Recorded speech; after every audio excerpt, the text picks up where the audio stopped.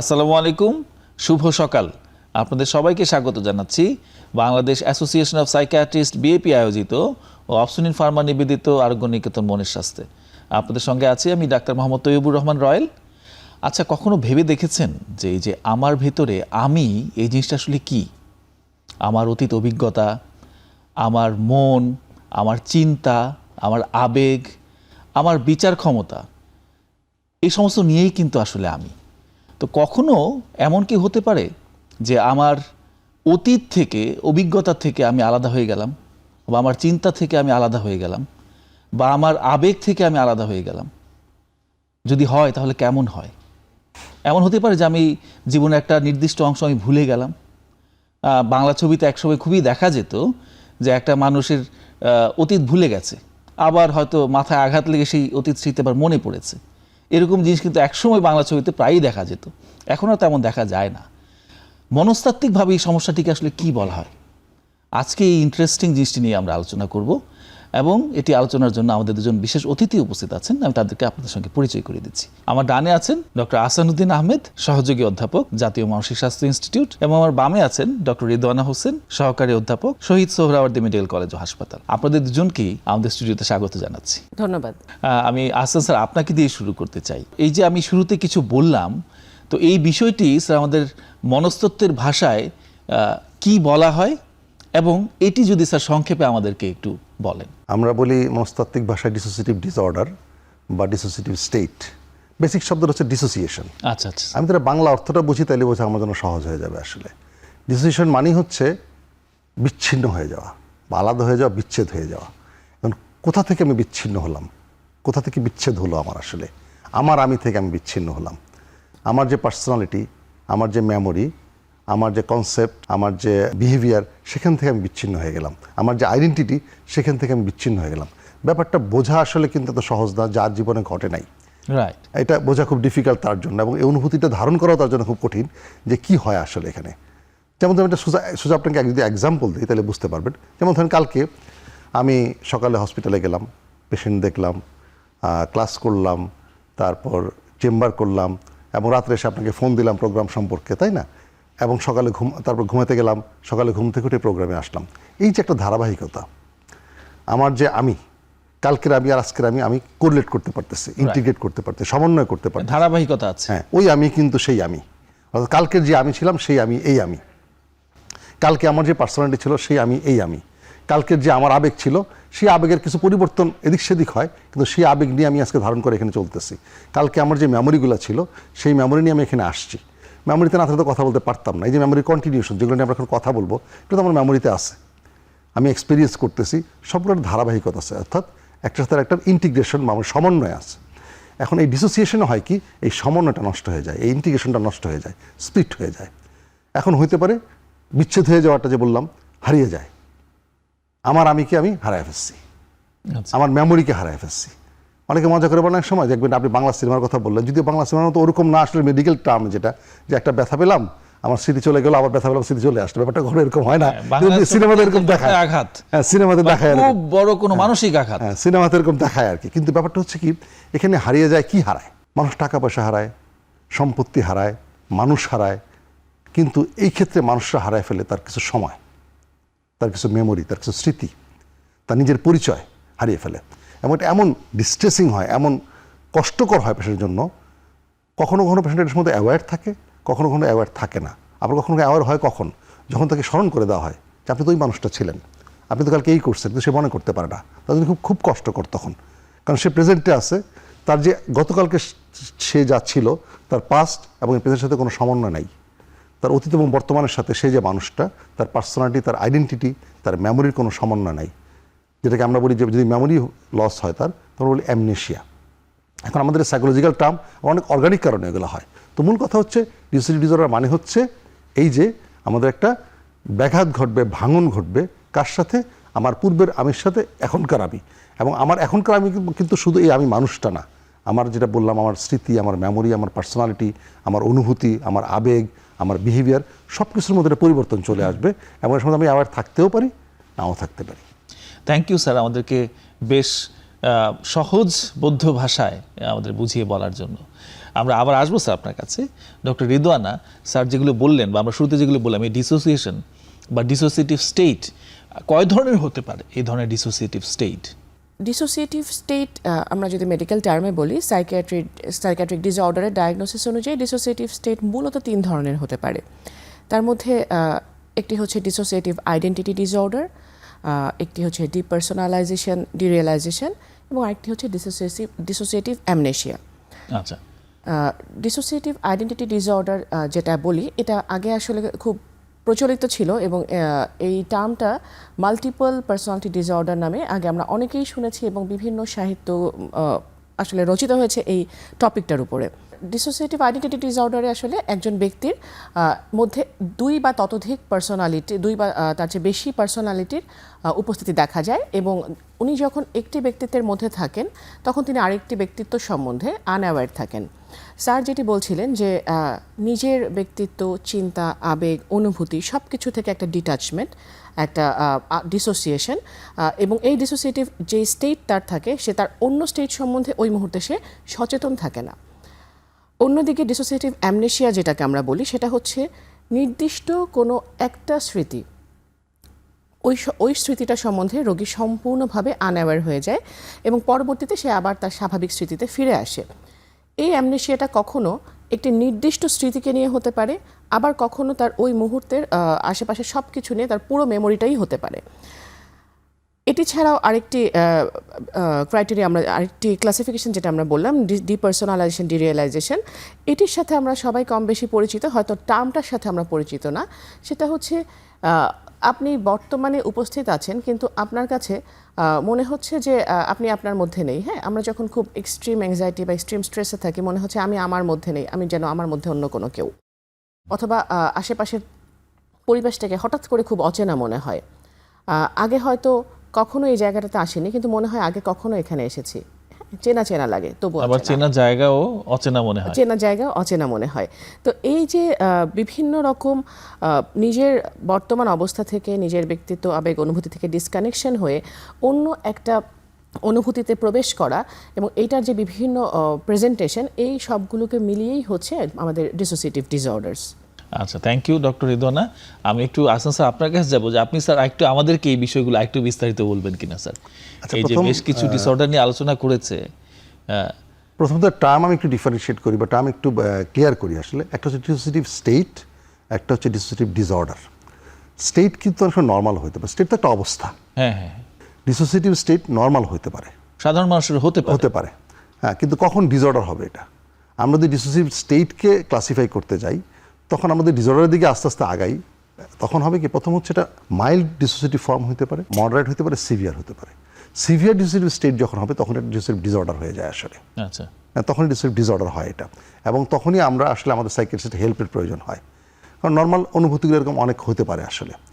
যেমন স্যার মন খারাপ, শুধু মন খারাপ তো যে কোনো মানুষেরই হতে পারে। হ্যাঁ, এটা যখন একটা তীব্র মাত্রায় যাবে, তখন হচ্ছে ডিপ্রেসিভ ডিসঅর্ডার বলছি। এখন এমনি ওই ডিসোসিয়েশনের যে স্বাভাবিক ডিসোসিয়েশন, এটা কারো যদি ধারাবাহিকভাবে থাকে, লম্বা সময়ের জন্য থাকে, সিভিয়ার হয়, তখন তো আমরা সেটাকে ডিসঅর্ডারের দিকে অনেক কালচার ওরিয়েন্টেড ব্যাপার থাকে, রিলিজিয়াস ওরিয়েন্টেড ব্যাপার থাকে ডিসোসিয়েশনের সাথে, এবং অনেক কাছে খুব মিস্টেরিয়াস মনে হবে, এটা খুব অলৌকিক কিছু মনে হবে, অবশ্যই স্যার, অলৌকিক কিছু মনে হবে একটা ব্যাপার। হ্যাঁ, আমাদের এখানে যেটা প্রচলিত হচ্ছে আসর করা, জিনে আসর করলো কিনা, ভূতে আসর করলো কিনা, এগুলো আসলে ইন্টারমিডিয়েট হয়ে যায়, মিলে যায় এগুলোর সাথে। হ্যাঁ, তখন এগুলো তো কালচারাল এক্সপ্লানেশন আসে, তখন আমরা এগুলোকে ডিফারেন্সিয়েট করি আসলে। ওই প্রসঙ্গ তো আমাদের প্রসঙ্গ না, তো আমরা যেহেতু আমাদের প্রসঙ্গে থাকি, যে ডিসোসিয়েটিভ ডিসঅর্ডার। এখন যেটা বললেন যে উনি ডিসোসিয়েটিভ আইডেন্টিটি ডিসঅর্ডার, এখানে হয় কি আসলে আমার আইডেন্টিটির মধ্যে পরিবর্তন হয়ে যায়। এখন আইডেন্টিটি বলতে আমি কি বুঝি, প্রথম আমার এটা বোঝা দরকার। আইডেন্টিটি একটা শব্দ, কিন্তু এর ভার কিন্তু অনেক। এই যে আমি বসে আছি, আমি ডাক্তার হাসান, আমার আইডেন্টিটি, এটা একটা আইডেন্টিটি, আমি হাসান, শুধু এটাই কিন্তু আমার আইডেন্টিটি না আসলে। আমার এক্সটার্নাল আইডেন্টিটি, আমার যে অবয়ব, আপনি আজকে আমাকে দেখলে চিনতে পারতেছেন, কালকেও কিন্তু আমাকে দেখলে চিনতে পারবেন আমার ফিজিক দেখলে। কিন্তু এই যে ভেতরের আমি, ডিসোসিয়েশনে আসলে এটাই হয়, সাইকোলজিক্যাল প্রবলেমটা হয় আসলে। সাইকোলজিক্যালি আমি ডিটাচড হয়ে যাই, আমার বাইরের আমি কিন্তু আপনি যা দেখতেছেন তাই দেখবেন, কখনো আপনি হাসান, কখনো অন্য কেউ, কখনো অন্য কেউ। এখন এই যে অন্য কেউ, এই যে আমার আইডেন্টিটি, এখন আমরা কিন্তু প্রত্যেকটা সেক্টরে আমাদের আইডেন্টিটি আছে। আমি একজন ফিজিশিয়ান, এটা আমার একটা আইডেন্টিটি। আমি একজনের বাবা, এটা আমার আইডেন্টিটি। আমি একজনের হাজব্যান্ড, এটা আমার আইডেন্টিটি। আমি একজন একটা কালচারকে ধারণ করি, এটা আমার আইডেন্টিটি। আমি একটা রিলিজিয়নকে ধারণ করি, আমি আমার প্রফেশন, সব কিছু মিলে আমার আইডেন্টিটি। এটা শুধুমাত্র এক্সটার্নাল না, ইনার ওয়ার্ল্ড আমার আইডেন্টিটি আছে। এখন ডিসোসিয়েটিভ ডিসঅর্ডারে যেটা হয় কি, এই সাইকোলজিক্যাল যেই ডিস্ট্রেস হয়, সাইকোলজিক্যাল যে ডিটাচমেন্টটা হয়, এই সাইকোলজিক্যাল ডিটাচমেন্ট হয় বা এই সাইকোলজিক্যাল বিচ্ছিন্নতাটা হয় আসলে। আচ্ছা, এবং সাইকোলজিক্যাল বিচ্ছিন্নতা যখন হয়, যখন আমার মেমোরি লস হয়ে যায়, যখন আমার আইডেন্টিটি লস হয়ে যায়, আমার পার্সোনালিটি চেঞ্জ হয়ে যায়, তখন কিন্তু আমি যে বর্তমানে আমি যা দেখছি, অতীতে আমার কাছে এটা ছিল কিনা এই সম্বন্ধে আমার অ্যাওয়ারনেস থাকে না, কারণ আমি কানেক্টেড না তো আর অতীতের সাথে। তখন কিন্তু প্রবলেমটা হচ্ছে, এক্ষেত্রে আইডেন্টিটি ডিসঅর্ডারটা হয়। অ্যামনেশিয়াতে যেটা হয়, উনি যেটা বললেন খুব ভালো বললেন যে আসলে আমাদের ওই সময়টা হারিয়ে যায়। এখন সময়টা হারিয়ে কীরকম, এটা হইতে পারে কিছু লোকালাইজ টাইম। কীরকম, আমি কোনো একটা ইভেন্টকে মনে করতে পারতেছি না। যেমন আমি কথা প্রসঙ্গে আপনাকে বলতেছিলাম প্রথমেই যে গত পরশুদিনে আমার চেম্বারে একটা পেশেন্ট আসছেন যিনি গত 5 বছরের স্মৃতি ভুলে গেছেন। 5 বছর একটা স্মৃতি ভুলে স্পেসিফিক গেছে। টাইম। 5 বছর স্মৃতি ভুলে গেছে, 5 বছর আগের সব মনে আছে ওনার। তাইলে এখন এই যে 5 বছর স্মৃতি ভুলে গেছেন, এটা নির্দিষ্ট সময়টা ভুলে গেলেন। আবার সময় এমনও হয় যে 5 বছরের অনেক কিছু ওনার মনে আছে, কিন্তু কিছু কিছু ইভেন্টের মধ্যে কিছু কিছু ঘটনা উনি ভুলে গেছেন। সিলেক্টিভ অ্যামনেশিয়া বলি এটাকে আমরা। আর জেনারেলিস্টটা খুব কম হয়, ফুল মেমোরি লস হয়ে যায়, এটা সাইকোলজিটা খুব কম হয়, এটা কোনো অর্গানিক কজ থাকতে পারে তখন। এই অ্যামনেশিয়ার কিন্তু বা ডিসোসিয়েটিভ ডিসঅর্ডার যেটা, এটা কিছু অর্গানিক কজও থাকে। ফলে এই মিলে হয় ডিসোসিয়েটিভ ডিসঅর্ডারগুলো। আর ডিপার্সোনালাইজেশন যেটা আসলে ডিপার্সোনাল ডিটেইলস আপনার কাছে শুনবো, আমাদের একটা বিরতির সময় এসেছে স্যার। বিরতির পরে আপনার কাছে এই প্রসঙ্গে ফিরছি।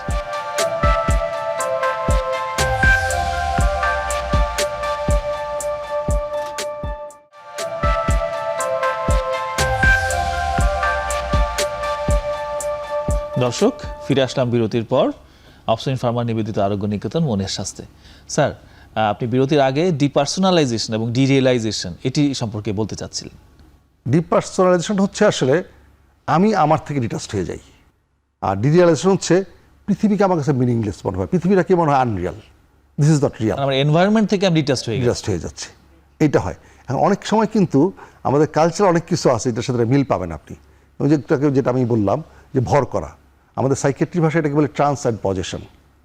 হ্যাঁ, ট্রান্সপজেশনও কিন্তু একটা ডিসিভ স্টেটের মতোই আসলে, কিন্তু ট্রান্সপজেশনকে আমরা ঠিক ডিসিভ ডিসঅর্ডারের মধ্যে ফেলি না, কারণ সেটার ডিউরেশনটা খুব কম থাকে। এবং ট্রান্সপজেশনগুলোকে কিন্তু বেশিরভাগ ক্ষেত্রে ওই জিনে আসর করা, ভূতে আসর করা বলে আমাদের সাধারণ জনগণ এটাকে ভুল করে, চিত্রিত করে। এই ট্রান্সপোজিশন যে স্টেটে যেটা হয় কি, এখানে তার অ্যাওয়ারনেস বা কনসিয়াসনেস অল্টার্ড হয়ে যায়। কিন্তু ডিসোসিয়েটিভ স্টেটে পেশেন্টদের কিন্তু কনসিয়াসনেস অল্টার্ড হয় না, সে অ্যাওয়ার থাকে, এখনকার অবস্থা সম্বন্ধে অ্যাওয়ার, কিন্তু সে ভুলে গেছে আগের অবস্থাটা, সে ভুলে গেছে আগের মেমোরি, কিন্তু এখনকার অবস্থা সম্বন্ধে কিন্তু সে অ্যাওয়ার। এবং এটা কিন্তু সে ইন্টেনশনালি করে না। ট্রান্সপোজিশন অনেক কিছুই ইন্টেনশনালি নিয়ে আসা হয়, অনেক রিচুয়ালের মধ্য দিয়ে নিয়ে আসা হয়, কালচারালি যেগুলো প্র্যাকটিস করা হয়, লিজে যেগুলো প্র্যাকটিস করা হয়, এগুলো ইন্টেনশনালি নিয়ে আসা হয়। আর এখানে পেশেন্টের সম্পূর্ণরূপে একদম তার উইলের বাইরে জিনিসটা হয়, কিন্তু এখানে কিন্তু রিয়েলিটি টেস্টিং ঠিক থাকে। পেশেন্ট কিন্তু বোঝে যে এটা আমার ফিলিংটা এমন হচ্ছে, কিন্তু রিয়েলিটি এরকম না আসলে। প্রথম দিকে সে আনওয়্যার থাকলেও ধীরে ধীরে সে বুঝতে পারে। কখন বোঝে? যখন সে দেখে তার পরিচিত লোকটা এমন কিছু বলতেছে, হয়তো পরিচিত লোক ছিল এক সময়, কিন্তু এখন পরিচিত মনে হচ্ছে না তার কাছে, কিন্তু এমন কিছু বলতেছে, তুমি তো এখানে ছিলা, তুমি তো ওই কাজটা করছো, সে মনে করতে পারতেছে না।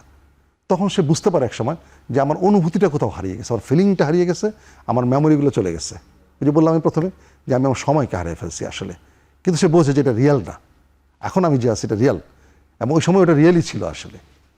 আসলে কিন্তু আস্তে আস্তে বেশ জটিলই মনে হচ্ছে ব্যাপারটা সাধারণ মানুষের কাছে। আমি তো বললাম আসলে আমাদের সাইকিয়াট্রির সমস্যাটা কি, সাধারণ লোকজনের যে স্টিগমাটার, এটার একটা কারণ কি, যেমন ধরেন আপনি বুঝবেন যে জ্বর হলে কেমন লাগে, যে কেউ বুঝবে, কাশি হলে কেমন লাগে, কারণ আমরা প্রত্যেকে এগুলোর মধ্যে যাই, এই অভিজ্ঞতার ভিতরে সবাই যায়, কিন্তু এই প্রবলেমগুলো কিন্তু সবার মধ্যে হয় না আসলে। এখন যার মধ্যে হয় সে বুঝতে পারে যে এটার স্টেটটা কি অবস্থা, অন্যরা বুঝতে পারে না কিন্তু। হ্যাঁ, ফলে এত ডিফিকাল্ট হয় ওই পেশেন্টের সাথে কোরিলেট করা। তাদের পেশেন্টের লোকজনরা তখন মনে কি আসলে অভিনয় করতেছে কিনা, ও কোনো কারণে কোনো ভান করতেছে কিনা, ব্যাপারটা কিন্তু তা না আসলে। ডক্টর রিদওয়ান, আপনার কাছে আসছি। এই যে ডিসোসিয়েটিভ স্টেটগুলো বলা হলো, এগুলো কি লিঙ্গভেদে কোনো পরিবর্তন হয়, ছেলেদের বা মেয়েদের, কাদের বেশি হয়? ধন্যবাদ। সাধারণত ডিসোসিয়েটিভ স্টেট বা ডিসোসিয়েটিভ অ্যান্ড রিলেটেড যে ডিসঅর্ডারগুলো থাকে, এগুলো মেয়েদের মধ্যেই বেশি দেখা যায়, এবং সাধারণত এটা অ্যাডোলেসেন্ট থেকে ইয়াং অ্যাডাল্টহুড এই বয়সটাতে বেশি দেখা যায়। পুরুষের মধ্যে হয় না বিষয়টা এমন না, হয়। কারণ এটার যদি আমরা মেয়ে বা ছেলে বা লিঙ্গভেদে চিন্তা করতে যাই, তাহলে আসলে আগে আমাদেরকে দেখতে হবে কারণটা কি, কেন এই রোগটা হয়। সেইটা যদি আমরা একটু আলোচনা করি তাহলে আমরা বুঝতে পারবো যে ডিসোসিয়েটিভ ডিসঅর্ডার কেন মেয়েদের বেশি হচ্ছে এবং ছেলেদের ক্ষেত্রেও হচ্ছে। একটা ডিসকানেকশন, আমার বর্তমান সেলফ থেকে, আমার বর্তমান ব্যক্তিত্ব থেকে আমি সম্পূর্ণ আলাদা হয়ে অন্য একটা ব্যক্তিত্ব, বা আমার বর্তমান অবস্থা থেকে পরিবর্তিত হয়ে আমি অন্য একটা অবস্থায় প্রবেশ করলাম। এটা তখনই হয় যখন একজন ব্যক্তি কোনো একটা এমন কোনো স্ট্রেসের মধ্যে দিয়ে যান, যেই স্ট্রেসটা উনি সচেতন থেকে, ওনার বর্তমান সেলফে থেকে, বর্তমান ব্যক্তিত্বতে থেকে যেই স্ট্রেসটাকে উনি ম্যানেজ করতে পারেন না, তখন কিন্তু ওনার নিজের মধ্যে অবচেতনভাবেই একটা পরিবর্তন আসে। তোমার অতিরিক্ত স্ট্রেস একটা কারণ। অতিরিক্ত স্ট্রেস একটা অন্যতম প্রধান কারণ, যেটার কারণে তার বর্তমান সেলফ তাকে ওই স্ট্রেসফুল সিচুয়েশন সম্বন্ধে আনঅ্যাওয়্যার করে দেয়, তাকে অন্য একটা সেলফে ট্রানজিট করে। এটি একটি কারণ। এবং দেখা যায় যে আসলে মেয়েদের মধ্যে স্ট্রেসটা বেশি, বা মেয়েদের মধ্যে আসলে স্ট্রেস পুরুষের মধ্যেও বেশি, কিন্তু মেয়েদের ক্ষেত্রে হয়তো বলার সুযোগটা কম। সে হয়তো সাদা বাংলায় তার স্ট্রেসটাকে বললে সেটা হয়তো সেরকম অ্যাকসেপ্টেন্স পেত না, কিন্তু যখন সেটা অন্যান্য কোনো শারীরিক বা মানসিক লক্ষণ দিয়ে প্রকাশ পাচ্ছে, তখন কিন্তু তার প্রতি একটু অতিরিক্ত মনোযোগ, তার প্রতি একটু অতিরিক্ত যত্ন, এই বিষয়টা চলে আসছে। আমি অবশ্যই এখানে বারবার বলবো, এখানে আমাদের অনেক দর্শকরা অনুষ্ঠানটি শুনছেন, যে এটা কিন্তু কোনো ব্যক্তি ইচ্ছা করে না। একটা মেয়ের মধ্যে হয় বলেই যে স্ট্রেস ম্যানেজ করতে পারছে না বলেই যে সে ইচ্ছা করে করছে, ব্যাপারটা কিন্তু তা না। হ্যাঁ, সেটা সম্পূর্ণ অবচেতনভাবেই তার একটা ডিসোসিয়েটিভ স্টেটে এসে যায়, অন্য 8-10টা মানসিক রোগের মতো এটিও একটি রোগ। পুরুষের ক্ষেত্রেও হয়, এবং সেই সেম রিজন, যখন তারা স্ট্রেসটাকে ম্যানেজ করতে পারছে না, সে অন্য একটা আইডেন্টিটি বা অন্য একটা সে ওই জায়গাটুকু, তার মেমোরির ওই জায়গাটুকু সম্বন্ধে সে অবচেতন হয়ে যায়, তার অ্যামনেশিয়া ডেভেলপ করে। আর স্ট্রেস ছাড়াও দেখা যায় যে স্ট্রেসের কথা যেহেতু বলছি, তো স্ট্রেস কী করে আসলে আমাদের ব্রেইনে, এইসব ক্ষেত্রে দেখা যায় আমাদের ব্রেইনের লিম্বিক সিস্টেম, প্রিফ্রন্টাল কর্টেক্স, আমাদের ব্রেইনের এই এরিয়াগুলো ইনভলভ থাকে। এখানে একটা নিউরোকেমিক্যাল ইমব্যালেন্স হয়, যার ফলশ্রুতিতে দেখা যায় এই ধরনের লক্ষণগুলো প্রকাশ পায় একজন ব্যক্তির মধ্যে। সেটা বিভিন্নভাবেই প্রকাশ হতে পারে, কিন্তু নাম কিন্তু সেই একটাই, ডিসোসিয়েশন। Okay, thank you. আপনাকে একটু সম্পূরক প্রশ্ন করি। জি, অবশ্যই। তাহলে এই জিনিসগুলো ভান ধরা না কেন, যেটি সাধারণ মানুষ প্রশ্ন করে খুব কমনলি, আপনি যদি একটু বলেন যে এই যে একটা মানুষের এরকম, আমরা এই যে নাটক ছবিতে খুব বেশি দেখতে পেতাম এক সময়, এখনটা কমে এসছে। অনেক ইতিহাসও কিন্তু, মানে আমি বলবো যে অনেক উপন্যাস এইসব সিমটমের উপরে করা হয়েছে। তো সেইগুলো ভান ধরার সাথে বা অভিনয় করা, যেটা মানুষ মনে করে, তার সাথে আসলে পার্থক্যটা কোন জায়গায়?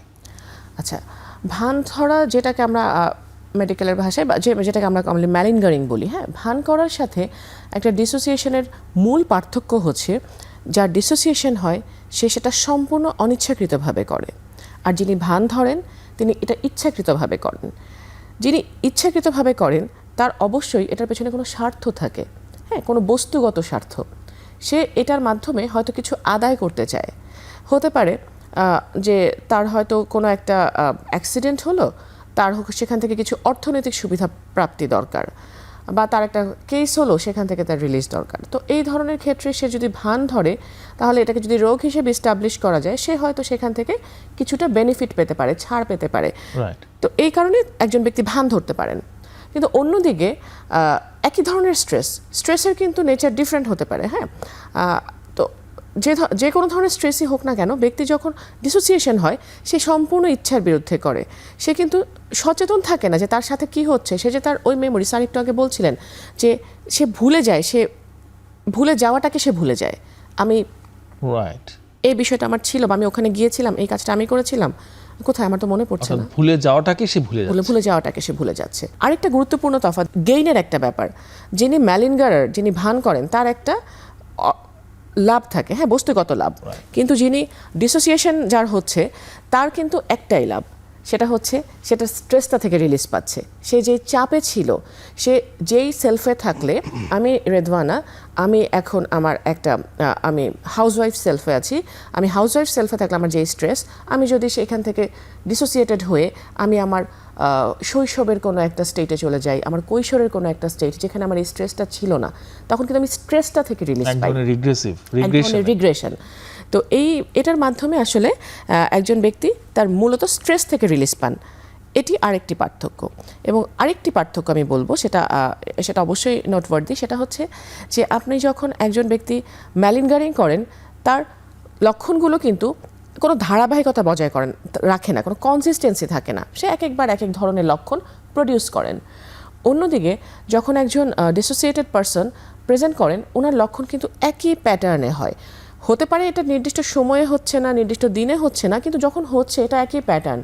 সে একটা সেলফ থেকে আরেকটা সেলফে যাচ্ছে, প্রতিবার ওই সেলফটাতেই যাচ্ছে, বা একাধিক সেলফেই যাচ্ছে, কিন্তু সেলফগুলোর মধ্যে একটা কনসিস্টেন্সি আছে, একটা ধারাবাহিকতা আছে। তো মূলত এই পার্থক্যগুলো দিয়েই আমরা বুঝি।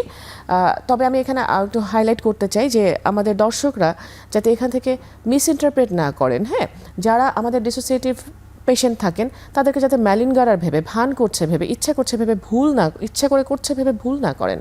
কনফিউজ থাকলে অবশ্যই আপনারা বিশেষজ্ঞ শরণাপন্ন হবেন। অর্থাৎ একজন বিশেষজ্ঞ চিকিৎসক এটি আসলে নির্ণয় করতে পারেন। জি, আমরা নিজেরা জাজমেন্টাল না হই। অসংখ্য ধন্যবাদ। আমাদের আরেকটা বিরতির সময় এসছে, আমরা বিরতির পরেই ফিরছি।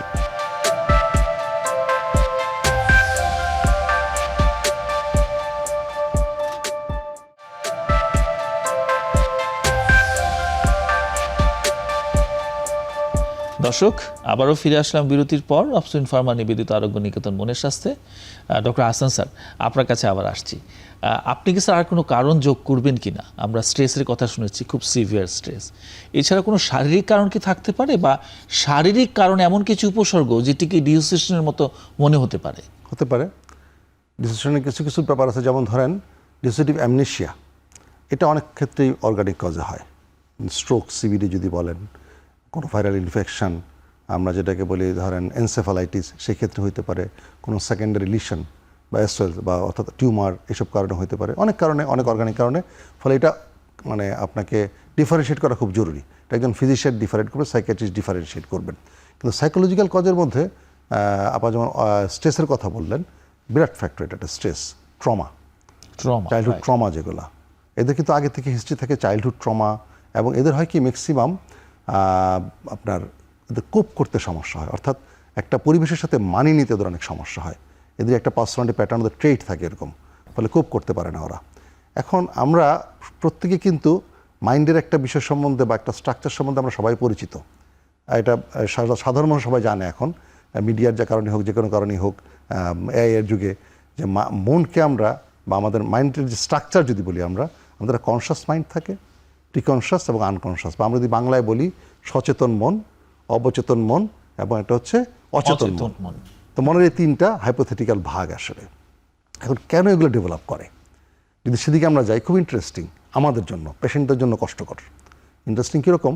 আমরা যখনই কোনো ট্রমা, স্ট্রেস, কষ্ট, যেটা যে কোনো ধরনের ট্রমা হতে পারে, এটা ফিজিক্যাল ট্রমা হতে পারে, মেন্টাল ট্রমা হতে পারে, ডিপ্রাইভেশন হতে পারে, কোনো সেক্সুয়াল ট্রমা হতে পারে, যে কোনো ধরনের ট্রমা, যখনই সুখ, দুঃখ, আনন্দ, বেদনা, যে কোনো ট্রমা বা যে কোনো সুখের অনুভূতিও আমাদেরকে স্ট্রাইক করে, প্রথমে এটা হচ্ছে আমাদের কনশাস মাইন্ডে এসে স্ট্রাইক করে। কনশাস মাইন্ড করে কি, এটাকে তখন তার মতো করে কাজ করে। কি করে? সুখের জিনিস এসে ভেন্টিলেট করে দেয়। আমরা বন্ধুবান্ধবকে ডাকি, পার্টি করি, মজা করি, আনন্দ করি, সুখের জিনিস ভেন্টিলেট করে দিলাম। কষ্টের জিনিস হলেও সে তার আপনজনের সাথে শেয়ার করে সেটা কষ্টটা কমায়। কিন্তু মানুষের জীবনে এমন কিছু কষ্ট অনেক সময় আসে, এমন কিছু ব্যথা আসে, এমন কিছু ট্রমা আসে, যে সে না ভেন্টিলেট করতে পারে, না সে অ্যাবজর্ভ করতে পারে। তখন সেটাকে কতগুলো মেকানিজম করে। আমরা অনেকে এই শব্দটার সঙ্গে পরিচিত, ইগো। আমরা বলি ওর ইগো খুব বেশি, যদি একটা মিসনোমার। আসলে আমার ইগোই আমি, আমার ইগোর স্ট্রেংথ, আমার ইগোর শক্তির উপরে, আমার শক্তির উপর ডিপেন্ড করে কীভাবে আমি এই জিনিসগুলোকে হ্যান্ডেল করব। এখন যখন এমন একটা ট্রমা আসলো, এক একজনের ক্ষেত্রে এটার ইন্টেন্সিটি কিন্তু এক এক রকম। অনেকেই সিম্পল ট্রমাতেই, সিম্পল স্ট্রেসেই, সিম্পল কনফ্লিক্টেই অস্থির হয়ে যায়, সেটা নিতে পারে না। তখন সেটাকে কতগুলা ভাগ করে, কতগুলো কাজ করে। কেন কাজগুলো করে? তার যে ইগো, আমাকে সেভ করার জন্য, আমার ইগো বেশিক্ষণ এই স্ট্রেসগুলোকে নিয়ে ধারণ করে চলতে পারে না। তখন আমার সেফটির জন্য আমরা যেমন প্রোটেক্টিভ ব্যবস্থা নিই না, আমার ঘরের প্রোটেকশন নেই, রাষ্ট্রের প্রোটেকশন নেই, তখন ইগোরও কতগুলো প্রোটেকশনের ব্যবস্থা আছে। সেগুলোকে সেভ করার জন্য, নর্মাল কাজ করার জন্য তার এই প্রোটেকশনগুলো প্রয়োজন। এখন এই প্রোটেকশনের জন্য সে কতগুলো ডিফেন্স ইউজ করে। তার মধ্যে একটা হচ্ছে, আমরা যেহেতু ডিসোসিয়েটিভ ডিসঅর্ডার নিয়ে কথা বলতেছি, ডিসোসিয়েশন হচ্ছে একটা ডিফেন্স। এই ডিসোসিয়েশনের মাধ্যমে সে করে কি, ওই স্ট্রেসের যে অ্যাংজাইটি, ওই ট্রমার যে অ্যাংজাইটি, সেটা থেকে সে মুক্ত হয়। আবার আরেকটা ডিফেন্স আছে, যেটাকে আমরা রিপ্রেশন, যেটা আমরা যে কমনলি হিস্টেরিয়া রোগ যেটা হয়, হিস্টেরিয়ার সমস্যা আমরা সম্বন্ধে সবাই পরিচিত। আমরা মেডিকেলের ভাষা বলি কনভার্সন ডিসঅর্ডার বা ফাংশনাল নিউরোলজিক্যাল সিমটম ডিসঅর্ডার। সেখানে আরেকটা ডিফারেন্স হয় রিপ্রেশন। দুই ক্ষেত্রে মোটামুটি একই স্টাইলের হয় কি, যখন ওই যে বললাম কনশাস মাইন্ড এসে যখন আঘাত করে আমার জিনিসগুলোকে, আমার বেদনা, আমার কষ্ট, আমার ট্রমা, কনশাস মাইন্ড বের করতে পারতেছে না, সেটা নিয়ে বেশি চলতে পারবে না, সে তখন এটা করে কি সেখান থেকে বের করে দিয়ে তার অ্যাংজাইটি রিলিফ করতে চায়। তখন সে করে কি এটাকে পুশ করে কোথায়, প্রিকনশাস আনকনশাস মাইন্ডে। এটা হচ্ছে রিপ্রেস করে সে। এটা ইউজুয়ালি কনভার্সন ডিসঅর্ডার হয়। ডিসোসিয়েটিভ ডিসঅর্ডারও ঠিক একই জিনিসই হয়। দেখা যায় কি যেই সময়টার স্মৃতি সে ভুলে যায়, যেই মেমোরিগুলো সে ভুলে যায়, ওই সময় প্রচণ্ড ট্রমাটিক কিছু মেমোরি থাকে তার। ওই সময় এমন কিছু ট্রমাটিক, এমন কিছু আনবিয়ারেবল সিচুয়েশন তৈরি হয় তার, সে নিতে পারে না।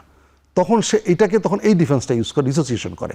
এখানেও কিন্তু সে আনকনশাসলি ঢুকায়, কিন্তু ওইখানে যে আমরা বাড়ি করি, ওইখানে আমরা কনভার্সনে কি করি, রিপ্লেস যখন করি কবর দিয়ে দেওয়ার চেষ্টা করি।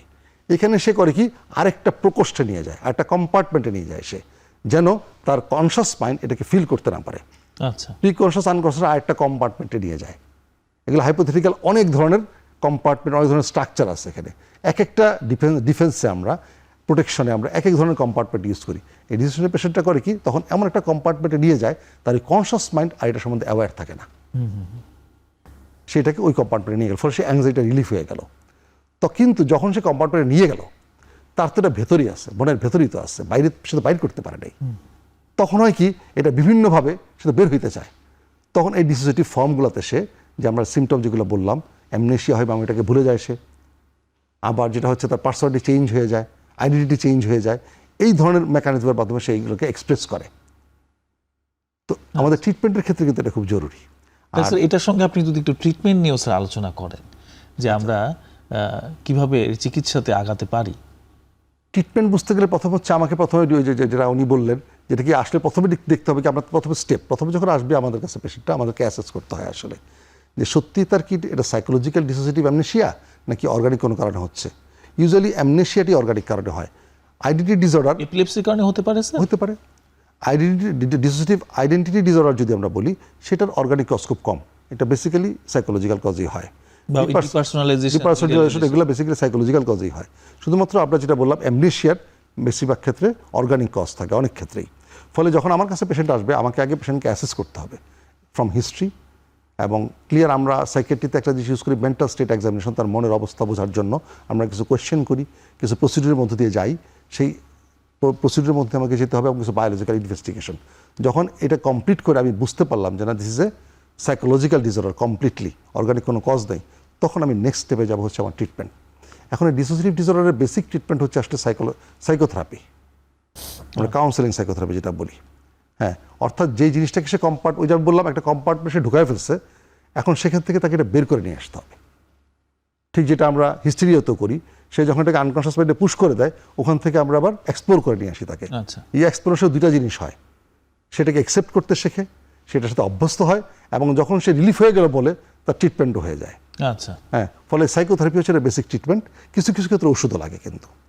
ওকে স্যার, তাহলে আমরা ওষুধের ব্যাপারটা একটু ডক্টর রিদওয়ানা হোসেন আপনার কাছে একটু জানতে চাই, যে এখানে ওষুধের কোনো ভূমিকা আছে কিনা এই ডিসোসিয়েশনের চিকিৎসা? জি ডক্টর রয়েল, ওষুধের অবশ্যই ভূমিকা আছে, তবে সরাসরি ডিসোসিয়েটিভ ডিসঅর্ডারের সাথে ওষুধের সম্পর্ক নেই।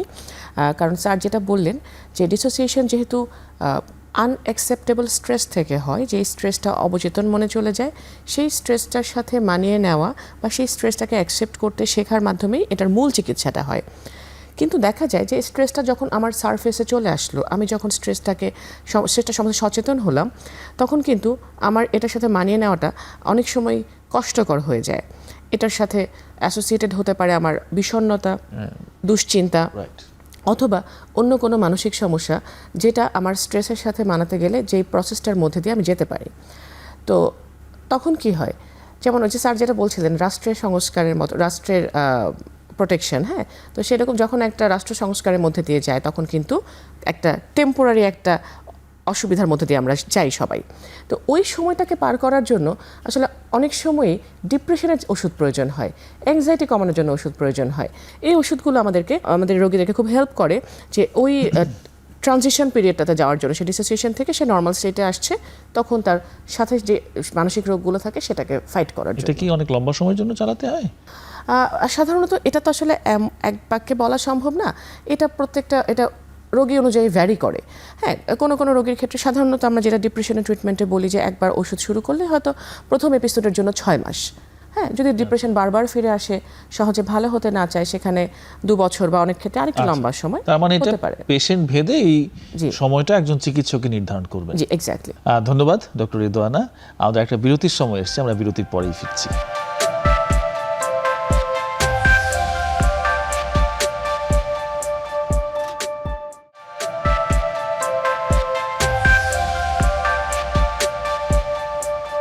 দর্শক, ফিরে আসলাম সর্বশেষ বিরতির পর।